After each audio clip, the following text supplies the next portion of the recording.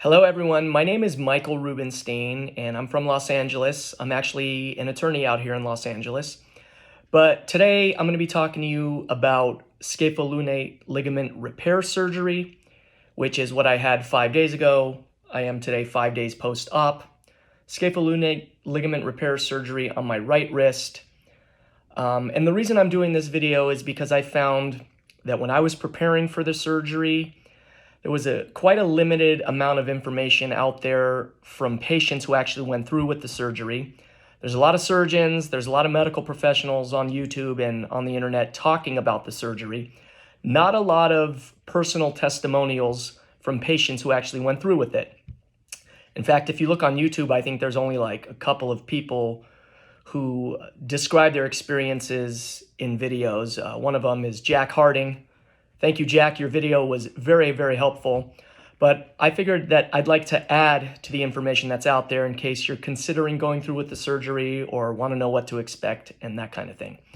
So, how did I injure my wrist? The doctor doesn't know exactly.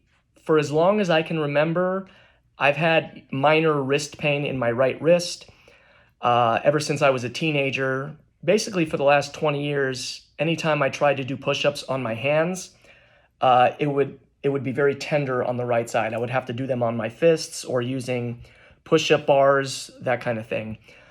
But a couple years ago, I started working out a little bit more frequently, hired a personal trainer, got a little bit more aware of personal fitness, and we started boxing and we started doing different exercises. And I noticed that after I would do boxing, my right wrist would hurt quite a bit, from the uppercuts and the punches, that kind of thing. And so I never really paid much attention to it. I just iced it, took Advil, that kind of thing. But as time went on, I noticed a little bump on my wrist. And it was very, very hard substance. It felt like almost like a bone. I didn't think it was anything serious. I went to my primary care doctor, showed it to him. He said it's probably what's called a ganglion cyst. He gave me the name of a hand doctor to go see. I went to see him, and this is all before COVID. Went to see the hand doctor, Dr. David Kolber here at Cedars-Sinai. Excellent doctor. And Dr. Kolber took x-rays. He took an ultrasound of my wrist. And then he sent me for an MRI. And basically, the ganglion cyst, which is what I thought was causing the pain and what the issue was, the ganglion cyst was secondary to another injury. I had a scapholunate ligament tear. It wasn't a complete tear, it was a partial tear, but I had an MRI, went through with it, and Dr. Kolber said that the cyst wasn't the issue, the cyst was secondary. Something else was causing the cyst. The cyst was kind of just like a symptom of an underlying injury, which was the scapholunate ligament tear. And so Dr. Kolber said the only way to fix this is through surgery, arthroscopic surgery. And this is all going back almost 2.5 years ago in, late 2019. And Dr. Kolber is a very busy guy, so we scheduled the surgery for March of 2020. And as you all can probably remember, March of 2020 was a pretty rough month for the entire planet Earth. That's when COVID kind of hit real hard. Hospitals shut down, the whole world shut down. So guess what? My surgery got canceled. All right, it's not the end of the world, right? 2-3 months later, once things started to open back up, I scheduled a follow-up appointment with Dr. Kolber just to go over, it had been a couple months, wanted to make sure the surgery was still necessary. And my pain had actually gone away substantially. And so I saw Dr. Kolber, and he told me that the pain would go away partially, but it would never go away completely. And because of the angle of the tear in my ligament, the injury was very prone to be re-injured. And he was exactly right. So, a couple months later, I was lifting weights and I tweaked my wrist a little bit, and then I was in pretty bad pain. Pain would go away, and then something else would happen, just day-to-day living, opening a door, opening like a Gatorade or water bottle, a little twisting motion, and boom, there you go. So this went on for about another year, year and a half.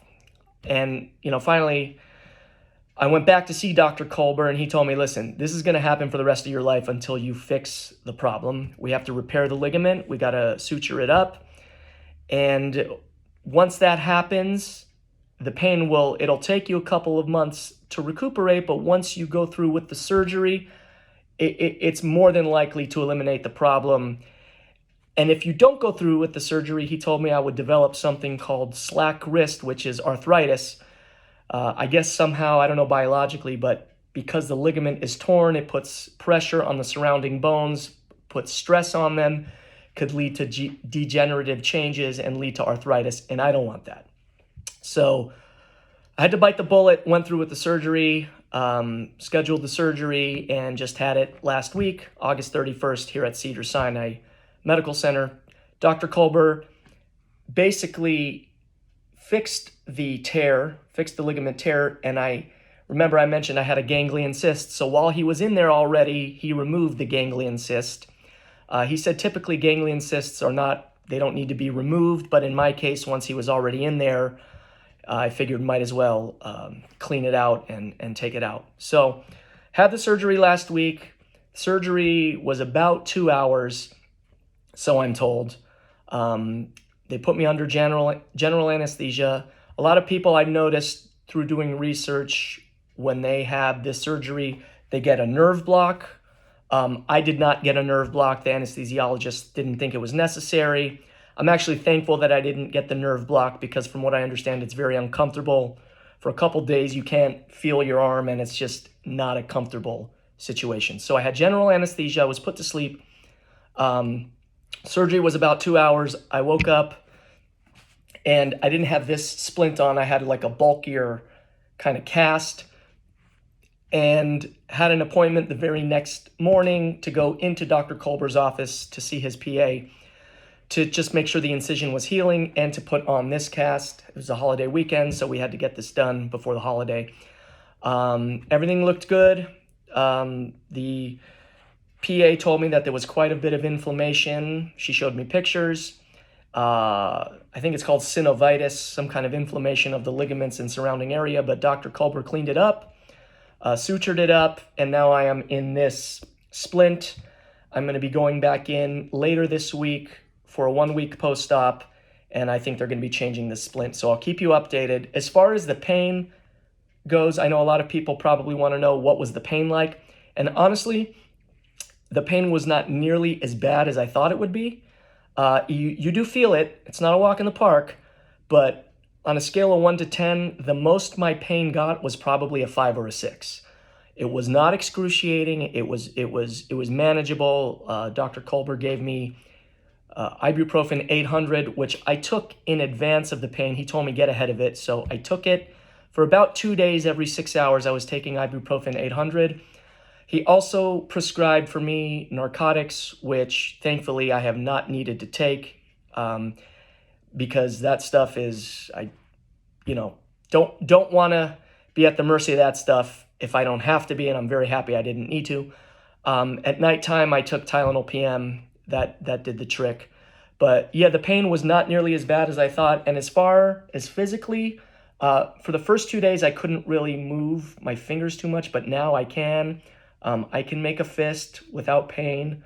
It feels a little stiff underneath. I can feel the stiffness, but the doctor wants me to, practice making a fist, and eventually I'm going to need physical therapy. But overall, pain is not anywhere near what I thought it would be, so that should be reassuring to anyone of you who is thinking of undergoing this surgery. So all in all, it's only been 5 days, but pleased with what's happening now. The doctor told me for at least the next 2 weeks, I can't do anything strenuous, no exercise, nothing strenuous. He says it'll be about 8 weeks before I get back to myself fully. Not sure yet when I can get back to lifting weights or doing that kind of thing, but I want to take it slow because I want to make sure this heals properly.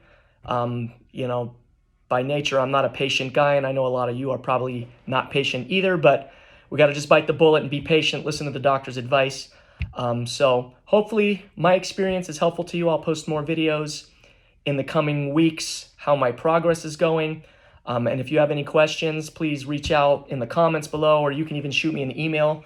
My email address is Michael, Michael, at rabbilawyer.com, RABBILAWYER.com.